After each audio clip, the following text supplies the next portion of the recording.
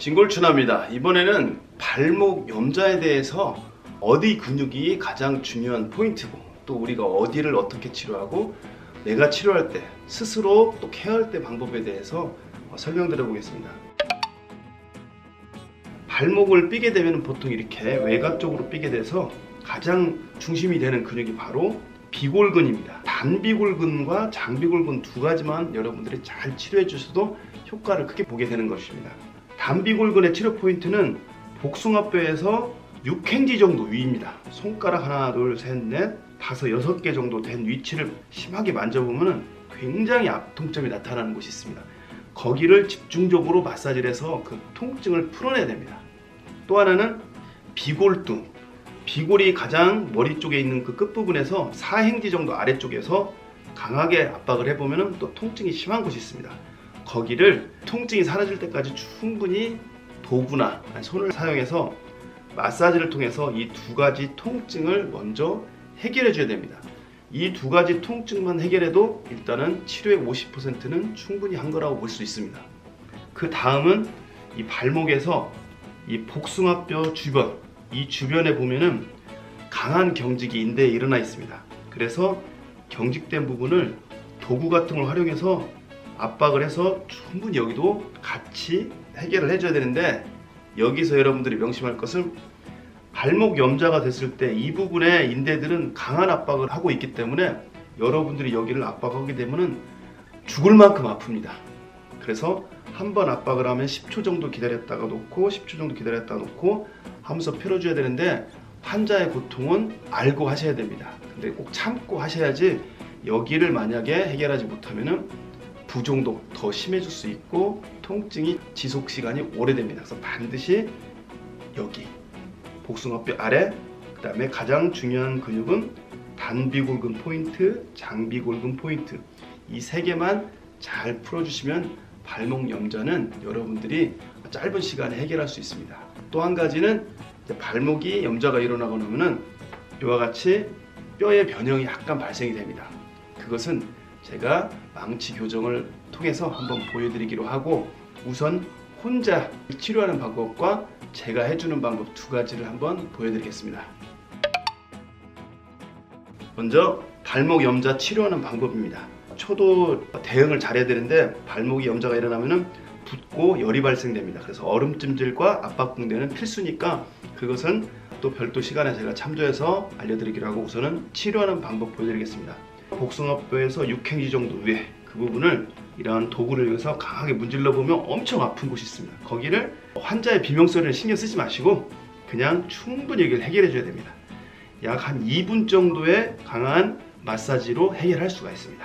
다음은 비골두에서 약 4행지 아래 이 부분을 또 문질러 보면 또 굉장히 아파하는 부분이 있습니다. 마찬가지로 환자의 비명소리는 신경 쓰지 말고 여기를 강하게 해서 풀어내야 됩니다. 세 번째는 여기가 가장 문제입니다.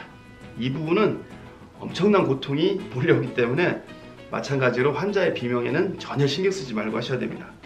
타올 같은 걸 대고 복숭아뼈 아래를 강하게 지압봉으로 지압을 해줍니다. 그러면은 굉장히 비명 소리가 나도 10초 정도는 무조건 기다려야 됩니다. 그래서 한 바퀴 돌아가는데 대략 10포인트가 됩니다. 눌러서 10초, 눌러서 10초, 눌러서 10초를 왕복 200초가 걸리게 됩니다. 근데 여기를 강하게 눌러서 풀어줘야만이, 할 때는 굉장히 아프지만 바로 발목을 움직이는데 통증이 굉장히 줄어들기 때문에 반드시 여기는 해줘야 됩니다. 그래서 세 곳을 환자를 치료할 때는 이런 방법으로 하고, 나 스스로 할 때는 삔 다리를 접어서 앉습니다. 그런 다음에 여기 장비골근 위쪽 포인트에다가 골프공 같은 걸 대고 천천히 이렇게 문질러 줍니다. 그래서 아픈 통증 부위가 있다면 그 부위를 집중적으로 지그시 누르기도 하고 살살 문질러서 그 부분의 통증을 제거해 줘야 됩니다. 두 번째는 아까 설명드렸던 복숭아뼈에서 6행지 정도 위에 있는 부분, 그 부분에도 골프공이나 아니면 딱딱한 도구를 딱 받쳐놓고 거기도 이런 식으로 서서히 문질러서 아픈 부위가 있으면 지그시 눌러놓고 하면서 천천히 풀어줍니다. 마지막으로 여기 복숭아뼈 안에는 정말 아픈 곳이기 때문에 본인이 감수를 하면서 이런 식으로 그 부위 아픈 데를 계속 통증이 강하게 오더라도 참아가면서 10포인트 정도를 충분히 이렇게 마사지를 해서 눌러줍니다. 이 지압이 딱 끝나는 순간 발목을 움직여 보면은 통증 치료 전과 후가 거의 50% 이상의 차이가 나게 됩니다. 그래서 이 3포인트를 이와 같은 방법으로 해결해 주시면 됩니다. 이번에는 이제 틀어진 뼈를 교정하는 방법입니다. 자, 제 다리로 바깥쪽 복숭아뼈까지 딱 받쳐줍니다. 그래서 이 삐었을 때 돌아온 뒤꿈치 뼈가 안으로 말려 있는 걸 밖으로 돌려줘야 됩니다. 그래서 이때는 망치 도구를 활용해서 한 4번 정도 계속 돌려서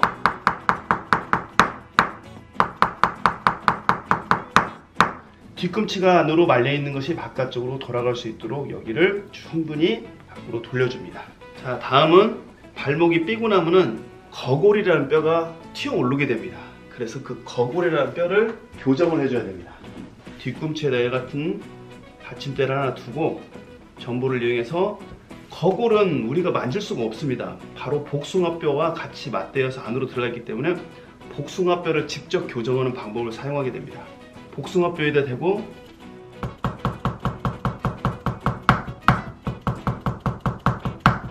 잔타를 계속 치면서 거골 튀어나온 것을 강하지 않게 부드러운 방법으로 계속 타격을 해서 하게 되면 미세하게 탈골되어 있던 거골이 안으로 들어가게 됩니다. 이때는 통증이 절대로 수반되지 않게 부드럽게 타격을 줘야 됩니다. 그래서 약 5회 정도.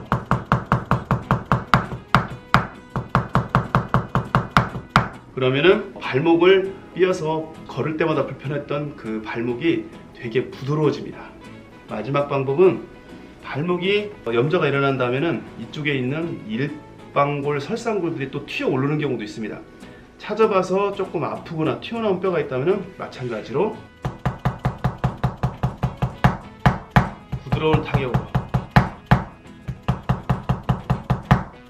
튀어나온 뼈가 없다 할지라도 발목 염좌가 일어난 상태에서는 반드시 이 발목 위쪽 뼈들을 갖다 한 번씩 이렇게 전체적으로